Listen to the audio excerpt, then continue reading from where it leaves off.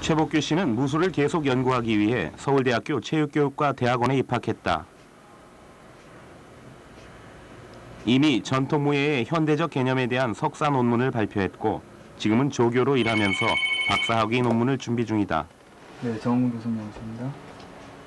그의 책꽂이엔 온갖 동양 무술 책들이 꽂혀 있었는데 그중에서 무술 18기의 근거가 되는 무예 도보 통지를 발견할 수 있었다. 각종 전통 무술이 복잡하게 널려 있는 현실에서 최복규 씨는 우선 무술의 정의부터 확실히 하자고 했다.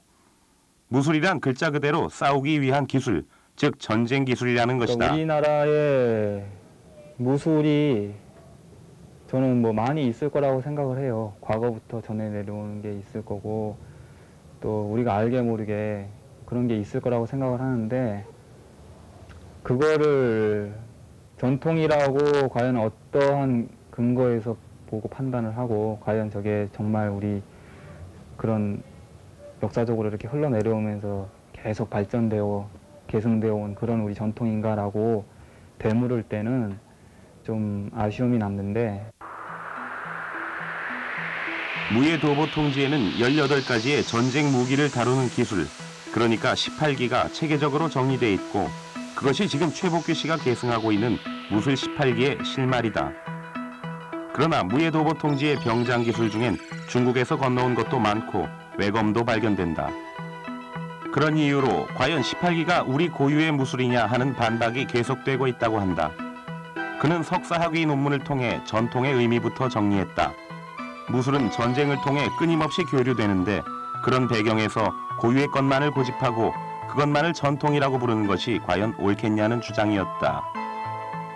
전통이라는 것이 항상 과거에 전해졌다고 하지만 그 현재 의미를 가지고 있고 또 가지게 만들기 위해서는 부단히 창조가 돼야 되거든요.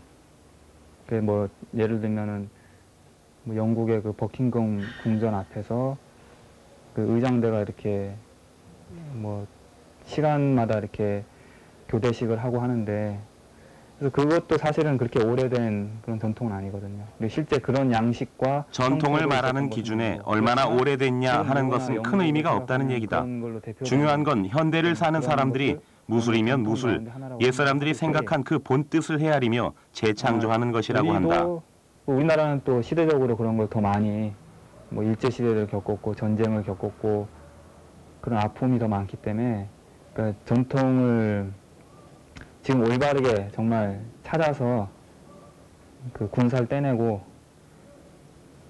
이제 만들어 나가야죠. 18기의 전통을 만들어 나가는 사람들을 나는 일부에서 만나본 적이 있다. 무술 18기로 깨달음을 얻고 있는 무문 스님. 강원도 산골에 18기 수련장을 만들겠다는 우범용 사범. 삼복 중에 밤낮 18기 수련을 하던 대학생들. 그리고 최복규 씨. 수련을 지켜보면서 나는 18기와 다른 무술 동작이 많이 다르다고 느꼈다. 끊어치기보다는 부드럽게 움직여서 힘을 길렀고 오직 몸과 몸만이 훈련의 도구가 됐다. 나는 조선시대의 군인들이 이 무술을 훈련받았을 상상을 해보았다. 어쩐지 잘 어울리는 모습이었다. 그리고 무술엔 도가 필요했다. 무술은 적과의 싸움에서 불가피하게 쓰는 기술인 만큼 일상에서의 허튼 짓, 괜한 힘자랑을 하지 않기 위한 자기 수양이 뒤따른다. 연구실에 있던 최복규 씨가 약속 장소로 나갔다. 캠퍼스 잔디밭에 여고생들이 기다리고 있었다. 청각권하고 봉, 대련은 니하고 희정이 어디 갔어? 아직 안 왔어. 조금 이따 올 거예요. 여고생들이 복규 씨를 찾은 것은 축제 때 할 18기 발표회 준비 때문이다. 셋도 멈췄다가 여기서 안 이쪽에 여기 멈춰지는 것도 딱 바로 멈추고 그 다음에 이제 두 번 기초적인 동작을 가르치면서 그는 더운 날씨에 짜증 한 번 안 냈다. 복규 씨는 대학에도 별로 없는 18기 동아리가 고등학교에, 그것도 여고에 있다는 게 소중하게만 느껴진다고 한다. 지나가던 사람들이 신기하게 쳐다볼 만큼 대중화돼 있지 않은 18기. 나는 복규 씨 혼자서 애쓸 게 아니라 18기를 하는 여러 사람이 모여 대중화에 대한 전략을 짜야 되지 않을까 생각했다. 태권도처럼 말이다.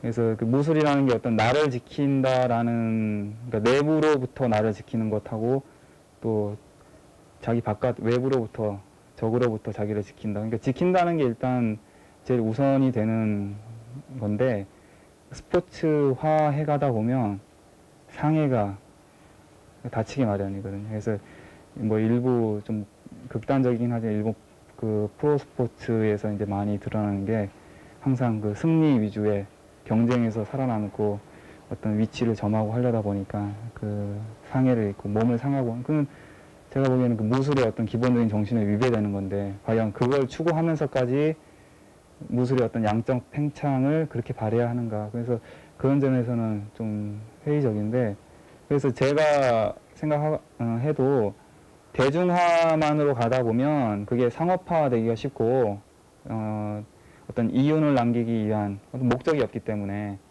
그렇게 되기 쉬운데, 그래서 저는 대중화하고 전문화하고를 병행해야 된다 지금 생각을 해요. 최복규 씨에겐 18기를 대중화하는 것보다 제대로 알리는 것이 우선이다. 그래서 사람들에게 18기를 보여줄 땐 복장을 갖춰야 한다고 생각한다.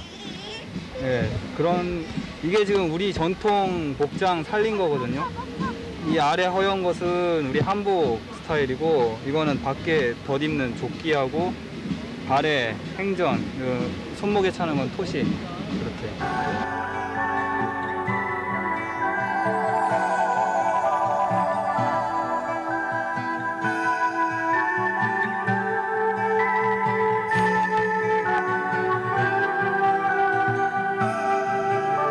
무술이라는 게 이제 뭐 옛날 말로 공부라고 하는데, 공부라는 거는 단시일에 이루어지는 게 아니에요. 그래서 무술도 평생, 그러니까 자질이 있는 사람이 3년 하고 말 것을 나는 그 사람보다 배를 한다, 아니면 더 배를 한다. 지금도 생각은 그래요. 그래서 뭐 자질로 안 되면 땀으로, 노력으로 그만큼을 메꿔서 기량을 그만큼 향상시키겠다. 근데 지금 와서 보면 정말 잘할 것 같은 사람들도 중간에 포기하고 그만둔 사람이 많이 있기 때문에 아마 제 생각이 옳지 않았나. 땀과 노력, 그것은 스승의 가르침이기도 했다. 스승은 눈으로 들어오는 인도만 할 뿐이고 수행이라는 건 본인에게 달려있다고. 그 말씀이 지금 제 생각이 나네요. 복규 씨는 무술을 하는 대학생 후배들이 조금만 더 정신을 차리고 18기라는 무술의 중요성을 알았으면 한다. 우리 전통 무술로도 체육의 한 분야로도 온전히 자리 잡지 못한 18기. 그는 무술의 맥을 잇고 체계적으로 연구하는 작업을 후배들과 함께 하고 싶다. 자기와 같은 생각을 가진 후배가 한 명이라도 더 있으면 좀 덜 벅찰 텐데. 복규 씨는 매일매일 생각한다.